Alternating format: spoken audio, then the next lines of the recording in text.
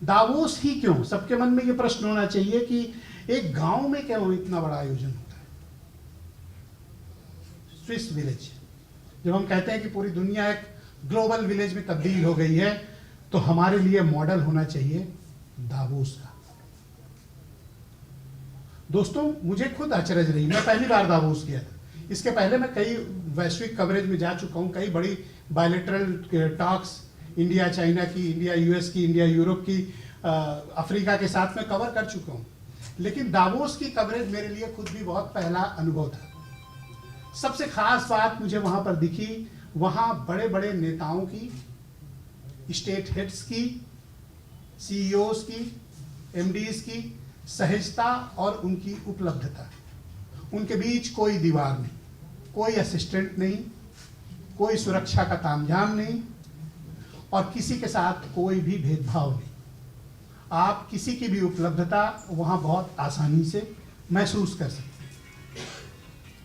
आपको मैं एक दो उदाहरण के साथ बताता हूं, मैंने वहां की क्या, फिर बताएंगे टेक अवेज के बारे में भी बताएंगे।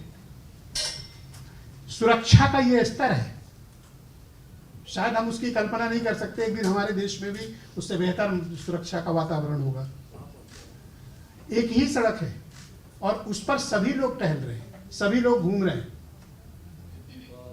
21 तारीख को जब मैं होटल वापस जाने के लिए निकल रहा था सेंटर से, तो मेरे सामने जो आ रहे शख्स थे, उनको देखकर मैं खुद हैरान था।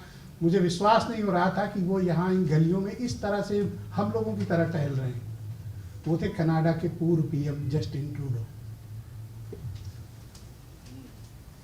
सहजता के साथ सबके लिए उपलब्ध, कोई किसी को परेशान नहीं कर रहा, कोई किसी के पीछे नहीं दौड़ रहा, सब कुछ सहजता के साथ एक दूसरे से बात करते हुए जा रहे हैं।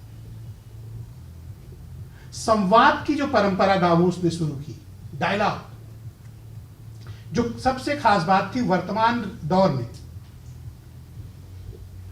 डिवीजन का जो माहौल है, उसको डायलॉग से कैसे बेहतर किया जाए, ये इस बार दावोस की सबसे बड़ी उपलब्धि है।